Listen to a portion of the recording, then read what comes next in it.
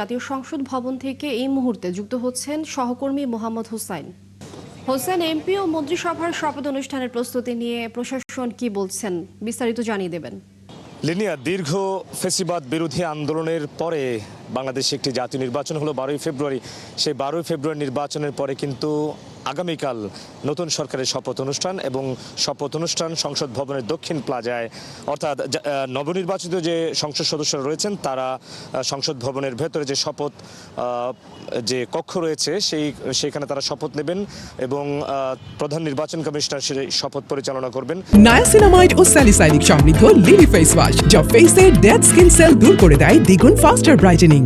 পাশাপাশি মন্ত্রিসভার যে সদস্যরা তারা শপথ নেবেন সংসদ ভবনের দক্ষিণ প্লাজায় তারা শপথ নেবেন রাষ্ট্রপতির কাছ থেকে। এবং আমরা সংসদ ভবনের দক্ষিণ প্লাজার পাশে যে মানিক মিয়া অ্যাভিনিউ, সেই অ্যাভিনিউতে আছি।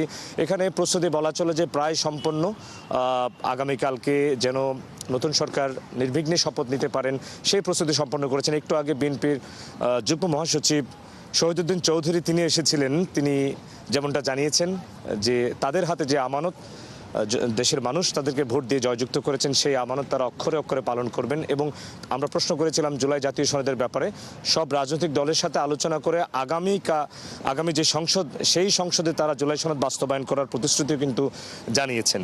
তো আসলে লিনিয়া, প্রস্তুতি সম্পন্নই বলা চলে। সেই মাহেন্দ্রক্ষণের অপেক্ষায় এবং সামনের দিনের যে সরকার গঠন হবে বা আগামীকালকে যে সরকার গঠন হবে, সেই সরকার কেমন সরকার হবে সেটি সময় বলে দেবে।